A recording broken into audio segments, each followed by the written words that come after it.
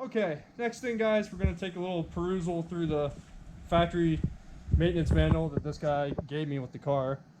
And the cool thing in here is you can see the owner made a bunch of notes in it. You can see there's where the car was purchased at, Ellicott City, Maryland. That's only about an hour or two away. See all of his Honda air filter stickers. He loved to change the air filter in this car. This was when the car was new. This was the dealership stock number. I guess that's something the dealer knows where the car's at. Anti-theft radio card, it's all in there. A bunch of little notes he made about the car. You can tell this car was definitely loved and looked after, because most people just throw this away or fuck it up. So we're going to go ahead and go to the servicing section of the car, which is all the way at the back. Old maintenance manuals from the 90s had it figured out. You flip to the last page, and here's everything we need to know. So we're going to go ahead and check oil capacity here, and for a GSR we're going to have 4.2 quarts. So that's almost the whole bottle of this, but we're going to stop short and just keep about 0.8 for us, because these Honda engines do burn oil, so that's good. Alright, we got the oil right here, guys. We're going to be going with Fram synthetic high mileage. I don't know what oil he was putting in this car. It might have been Honda dealership oil. There's a high possibility of that. But we're going to go with Fram full synthetic 5W30. This is what it calls for. Fram's good stuff. So we're just going to go ahead and rock this. Like I said, I don't plan to beat on this car, so there's no reason to use like a racing oil or anything crazy. Won't need Mobil 1. Using a funnel because I don't feel like spilling oil over the engine. We're doing shit the right way, I think.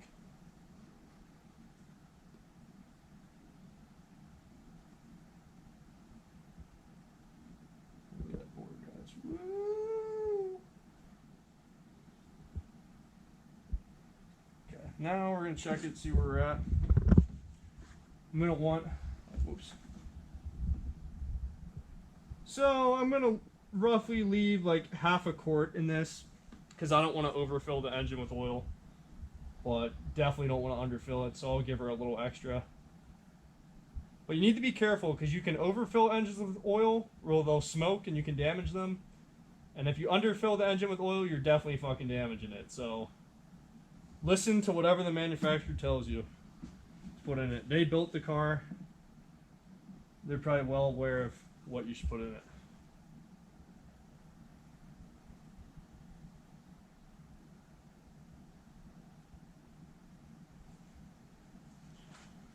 I'll have a flat surface, so the old air filter is going to have to do a little extra.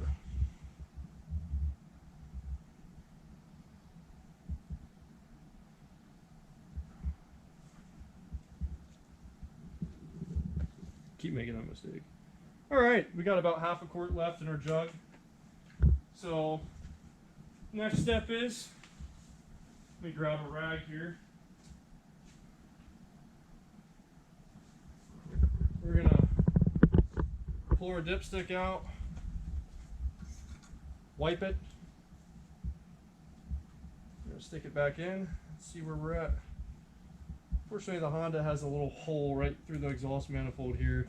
You can see it all the way down in there. That's where the dipstick has to go.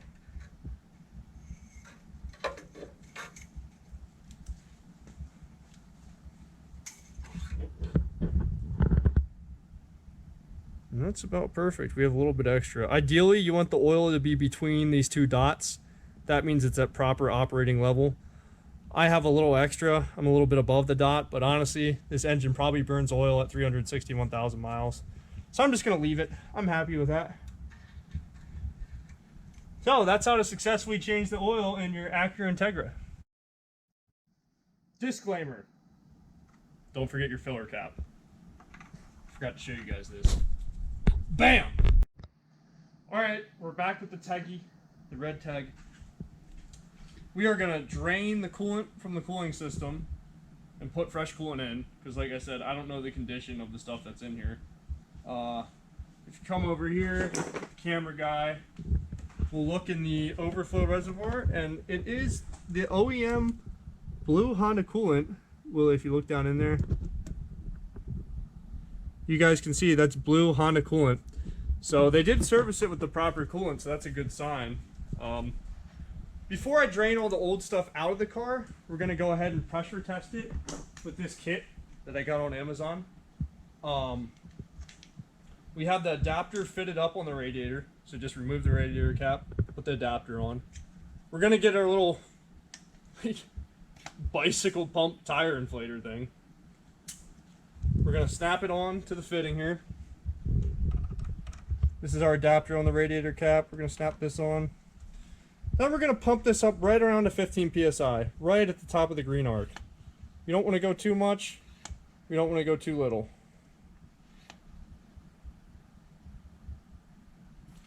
Okay. As you can see, we're right at 15, just a little bit under it. We're gonna let this sit for about 10 minutes, and if the pressure holds, it's in, you know, has only dropped like a psi or so, we know that our cooling system has no leaks and our head gasket's good. So we'll come back. We're back. The pressure test passed. We dropped like maybe a psi or so. Not a big deal. You look on the floor underneath the car. We have no coolant dripping. Got a little bit of oil, but that's from where I emptied the oil drain plug. So we're good. If we had a leaking head gasket, we would have dropped a lot more than 1 psi. So I'm going to go ahead and be happy with that. I'm going to take the pressure out. Ooh, a little extra coolant.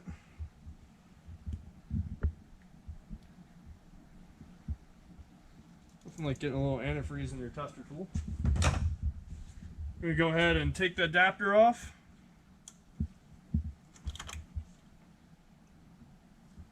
This thing is topped full with coolant, which is a good sign, and it actually looks to be fairly healthy, which is an even better sign. Like I said, the man who owned this definitely cared about it. We're going to leave the radiator cap off, lift the car up, drain the coolant out through the petcock, radiator drain valve, but the actual name is petcock. We'll do that shit, and then we'll get back to you once the car's up. Okay, we're back. We have located the radiator petcock. Right there, it's going to be that white valve. Now, if you want to, you could take all this undershrouding off just to keep the mess contained. I'm going to grab a big pan and shuffle it over and just collect it all because I don't feel like taking all this off because we're taking the lazy way out. So first, I'm going to go ahead and see if I can get this knocked or cranked loose without damaging it. Any second. Goes.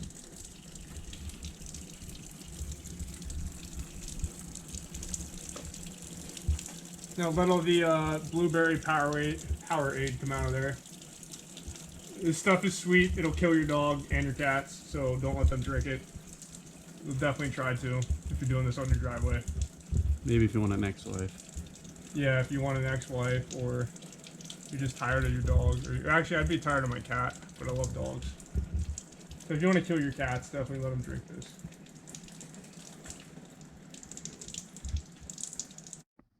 Alright guys, we're back. Radiator's empty. Throw the, what's it called, Willie? Butt plug. Throw the petcock butt plug back in here. Honda really makes everything easy for you. Just go ahead and kind of clean the area, guys. Get as much of the coolant to go away as you can.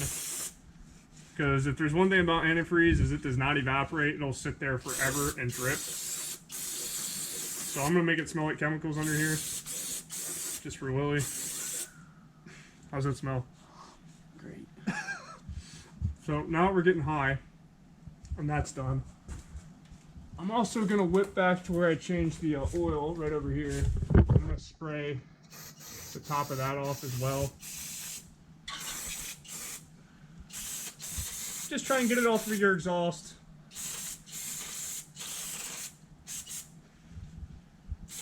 Obviously, we're only going to be able to do so much, but all right, that'll satisfy me. Whatever drips on the ground after that is, you know, call the EPA. Alright, we got the coolant emptied out of the car. We got the vacuum purge tool hooked up. Shop air is here. Got it configured like this. We're going to go ahead and pull vacuum. You're going to see these radiator hoses collapse. And then I'll show you guys how to vacuum refill.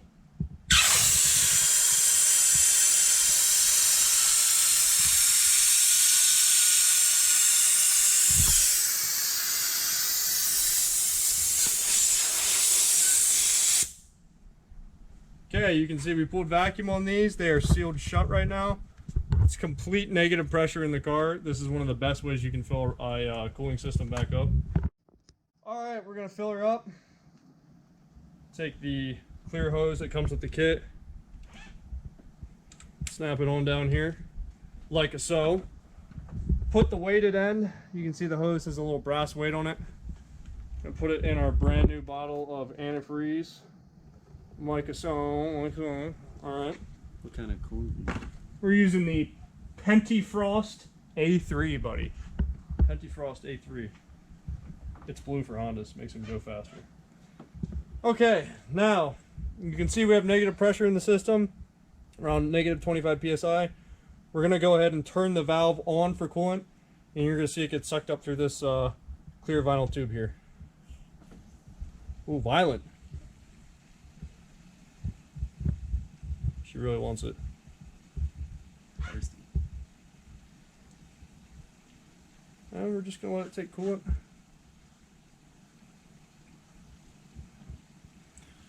Until we equalize pressure again. Get back to normal levels. And this basically forces all the air pockets out of the system. Normally, in a cooling system, if you just fill coolant into the radiator, you'll have to do a bleed procedure to get air out. This tool helps circumvent that. See, the hoses are starting to expand again. What do you think of this, Willie? Pretty useful tool.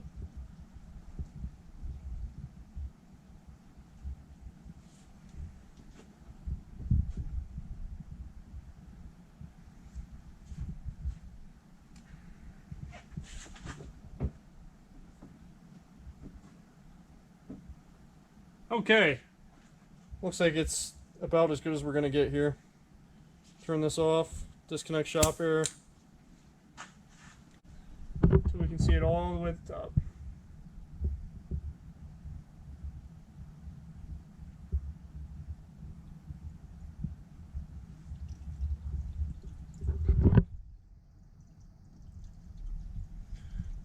Always make sure the radiator is full completely. Sometimes the tool doesn't always fill it 100%. So we're gonna come back and verify it is indeed topped off. I'd say that counts as topped off. Get your radiator cap. Make a mess. Excellent. And I'll wipe up this coolant. Then we're gonna top off the.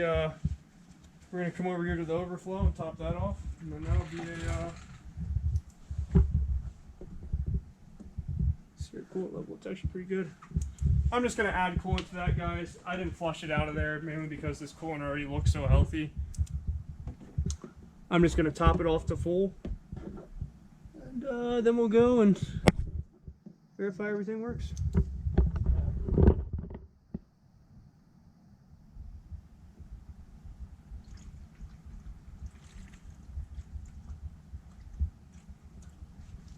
Trick is always a high-powered flashlight, so we can see the fill line on the coolant reservoir, which on this one, you can barely see it. It's going to be at the front here.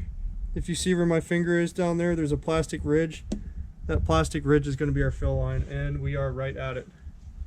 So, throw the cap back on here. Overflow cap goes on. Then start the engine up, drive the car around, and verify you're not overheating. If you got no leaks and your coolant temperature gauge is in the green, you're good to go. If you like this, guys, stick around for part 3, because we're going to get crazy.